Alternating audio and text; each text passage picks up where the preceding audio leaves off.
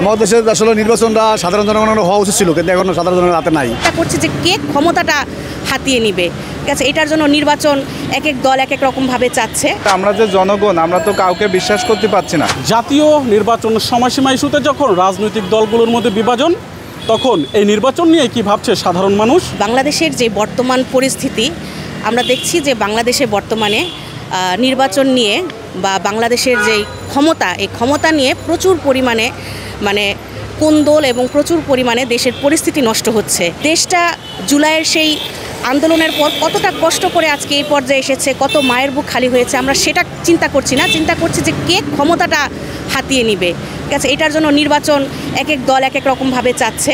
আমাদের দেশে আসলে নির্বাচনটা সাধারণ জনগণের হওয়া উচিত ছিল, কিন্তু এখন সাধারণ জনগণের হাতে নাই। কারণ নির্বাচন একটা ব্যবসা হয়ে দাঁড়িয়েছে।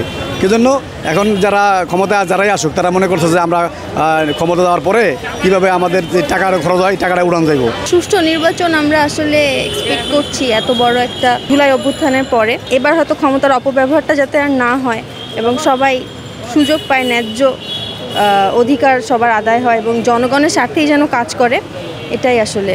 নির্বাচন যে করবেন, এই মুহূর্তে নির্বাচন করার মতন পরিস্থিতি নেই। আমরা যে জনগণ, আমরা তো কাউকে বিশ্বাস করতে পারছি না। দেশটাকে সমস্ত জায়গায়, যে সব জায়গায় খুব বড় দুর্নীতি হয়ে বসে আছে, সেই জায়গাগুলো যদি সংস্কার করে তারপরে যাই নির্বাচন করবে। নির্বাচন আজগবে আপনি কার উপর বিশ্বাস করে নির্বাচন করব? আমার ভোটটা আমি কোথায় দিব? ওই ভোটটা ঠিক মতন পৌঁছাবে কিনা, পোল হবে কিনা, এটাও তো এখন পর্যন্ত বিশ্বাস নেই।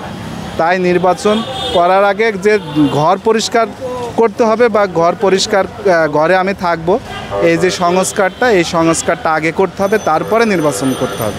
এই দেশের যেই পরিস্থিতি, সেটা আমি যদি বিবেচনায় আনি, তাহলে অনেক আসলে মানুষ এখানে মারা যাচ্ছে প্রতিনিয়তই, নির্বাচনের কারণে হোক, যেটার কারণেই হোক না কেন। সো এই জিনিসগুলো মাথায় রেখে আমার মনে হয় যে নির্বাচনটা ওইভাবে করা উচিত। সুষ্ঠু একটা নির্বাচন হোক, যাতে জনগণ তার সাধারণ ভোটাধিকারটা প্রয়োগ করতে পারে।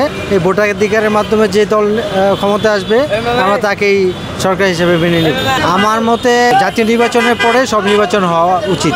এর আগে কোনো নির্বাচন দিলে এটা গ্রহণযোগ্য হবে না। কেন্দ্রে যে সুষ্ঠুভাবে নিজের ভোট নিয়ে দিতে পারবে, অন্য কেউ দিয়ে দিবে না, এই আকাঙ্ক্ষা করতেছে। এবং একটা শাসক গোষ্ঠী যারা দেশে উন্নয়নের কাজ করবে, সিটি কর্পোরেশন নির্বাচন দিলে বা আমার মতো ভালো হয়। জাতীয় নির্বাচনটা বৃহৎ নির্বাচন, সিটি কর্পোরেশন নির্বাচন দিলে আগে আমাদের অনেক উন্নয়ন কাজ বাকি আছে সিটি কর্পোরেশনের আন্ডারে, সেইগুলো কাজগুলো যদি বাস্তবায়ন হয়, তারপর সময় সাপেক্ষে নিয়ে আগে সংস্কার করা দরকার। অনেক কিছু সংস্কার এখন বর্তমানে বাকি আছে, অনেক সংস্কার, সেগুলো সংস্কার করার পর জাতীয় নির্বাচন দিলে সবচেয়ে ভালো হবে।